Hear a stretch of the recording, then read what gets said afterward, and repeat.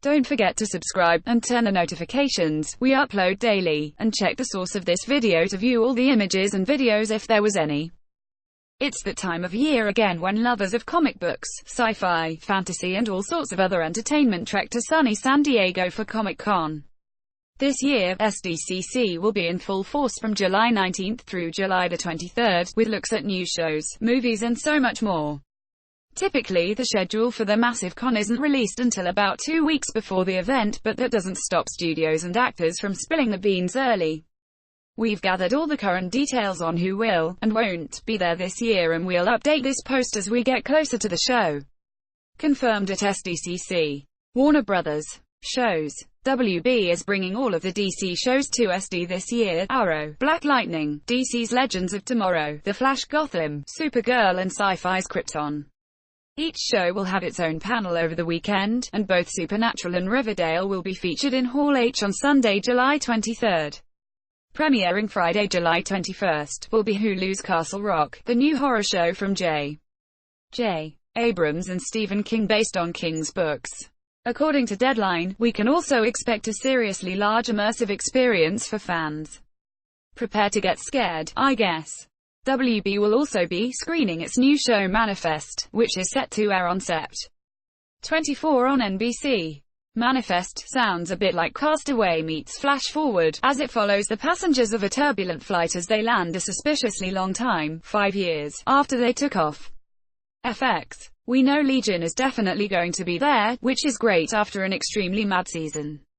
Archer will also have a panel, as will the new Sons of Anarchy spin-off Mayans M.C. FX has previously featured large-scale activations for its shows in the past, including It's Always Sunny in Philadelphia, American Horror Story, Atlanta and more.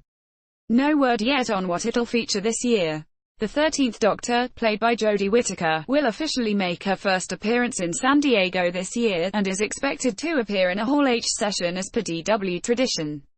As of now, we do know co-stars Tosin Cole and Mandup Gill will join the panel, along with showrunner Chris Chibnall and executive producer Matt Strevens. Expected at SDCC. Comic-Con will be insane. This is the new Glyph logo. Freshly smuggled out of Atlantis, stolen off King Orm's belt buckle, pic. Twitter.com, nmixuaxum, James 1, at Creepy Puppet, June 15, 2018. DC Films. This one straddles the confirmed, expected line, since some crew have already announced intentions to attend, but absent official confirmation, I'm leaving it here for now. In addition to the CW shows definitely headed to Sokol, we expect to see the future of DC films in Hall H2, especially with Marvel movies skipping the SDCC festivities this year ahead of Avengers 4 and the next phase of the MCU. In fact, Aquaman director James Wan has confirmed that we'll definitely see a full trailer in San Diego. I'd also expect to see teasers for Wonder Woman 1984, even if it's just a logo, and Shazam, and perhaps get some news for the Suicide Squad sequel, the rumored Joker project with Jared Leto, and, assuming it's even happening, news of new Batman. Fox shows, movies. We fully expect to see The Predator at SDCC, maybe we'll get Keegan-Michael Key to give us more details, as well as 2019's X-Men movies. Those two films, New Mutants and Dark Phoenix, have been pushed back over a year already, and while we expected to see at least some promotion around them in San Diego this year, the Disney-Fox merger news may throw those release dates into question yet again. Whether or not we see the future X-Men films, we'll also likely get a glimpse at Season 2 of The Gifted. Now playing, watch this, Luke Cage, Season 2, the best things about it. Netflix shows, Marvel, Lucifer. After last year's fan activation featuring multiple Netflix shows, we expect more of the same from Netflix this year. We definitely need more superheroes to fill the Avengers-sized hole at SDCC this year. An Iron Fist panel featuring Star Finn Jones seems the most likely, since that second season will probably be released next.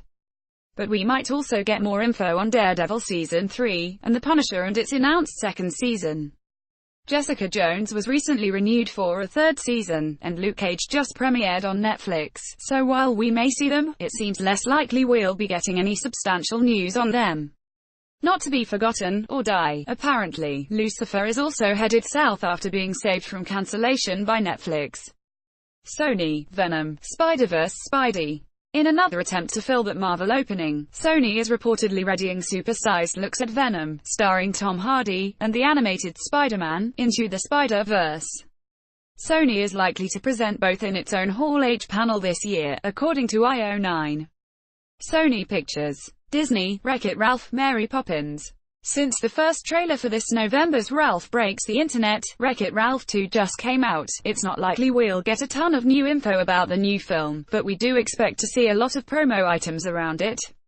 As the film expands from video games to the entire internet, it seems likely Disney will have at least some promotional materials popping up around San Diego next month. In addition, we could see new trailers, teasers and news for December's Mary Poppins Returns, or for either of 2019's live-action properties, Dumbo or The Lion King. Not coming to SDCC. Marvel's Avengers. There will be no Mega Hall H panel for the Avengers this year. Yeah, it's a bit of a letdown after the record-breaking Infinity War, but then again, who would Marvel even bring on stage for the panel? Anyone invited might be a spoiler. So no, we probably won't get news about Avengers 4, Captain Marvel or even the next Spider-Man, which now has a name. Speaking with comicbook.com, Marvel president Kevin Feige said reveals are coming. Just not at SDCC.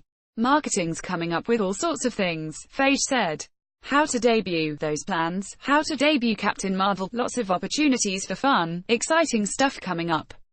And after Avengers 4, being less cagey about it. That being said, it doesn't mean you won't see the Avengers in San Diego at all. We're likely to get a look at maybe some Infinity War or Ant-Man and the Wasp costumes, or maybe even a sneak peek at Captain Marvel's HBO, Westworld, Game of Thrones. Sadly, after years of activations, panels and huge announcements, HBO has announced neither Westworld nor Game of Thrones will appear at Comic-Con this year, making our wait for both shows even more excruciating. Of course I'm still holding out hope this is all an elaborate Westworld-esque level of avoidance and we'll see at least something from GOT in San Diego. But who knows?